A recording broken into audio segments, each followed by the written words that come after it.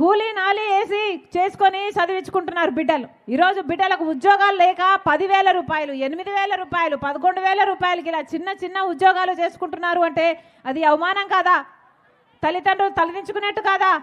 మరి ఏం చేస్తున్నట్టన్నా? BJP party ఏం చెప్పింది? 2 కోట్ల ఉద్యోగాలు ఇస్తామని చెప్పింది. అంటే 10 సంవత్సరాలలో 20 కోట్ల ఉద్యోగాలు ఇచ్చుండాలి బీజేపీ పార్టీ. ఇచ్చిందా? మన ఆంధ్ర రాష్ట్ర ప్రజలకు, మన బిడ్డలకు కనీసం 1 కోటి ఉద్యోగాలు ఇచ్చిందా? 10 లక్షలైనా వచ్చిందా? పోనీ 1,00,000 అయినా వచ్చినాయా? బీజేపీ పార్టీ అట్లా మోసం చేస్తే మరి జగన్మోహన్ రెడ్డి గారు ఏం చేస్తున్నారు? ప్రతి సంవత్సరము జనవరి సంక్రాంతి ఎట్లా వస్తుందో జాబ్ క్యాలెండర్ కూడా అలా వస్తుందన్నాడు కదా జగన్మోహన్ రెడ్డి గారు. వచ్చిందా అన్న? సంక్రాంతి వచ్చినప్పుడల్లా జాబ్ క్యాలెండర్ వచ్చిందా? ఇంతమంది బిడ్డలు ఉన్నారు ఇక్కడ, వస్తుందా అమ్మా?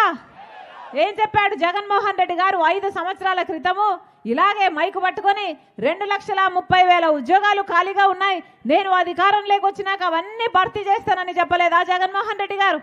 మరి ఈ రోజు వరకు కూడా ఆ 2,25,000 ఉద్యోగాలు 5 సంవత్సరాలు అయిపోయింది.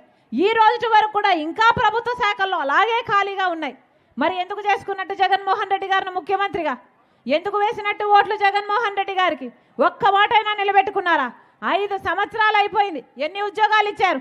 టీచర్ ఉద్యోగాలు, డిఎస్సి ఉద్యోగాలు 23,000 ఉద్యోగాలు ఖాళీగా ఉన్నాయి.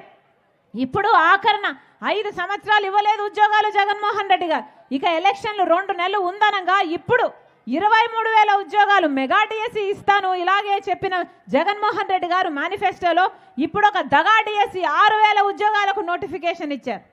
అంటే ఎన్నికలు 2 నెలలు ఉందనగా నోటిఫికేషన్ ఇస్తే ఈ పరీక్షలు ఎప్పుడు జరగాలి? వీళ్ళకు ఉద్యోగాలు ఎప్పుడు రావాలి?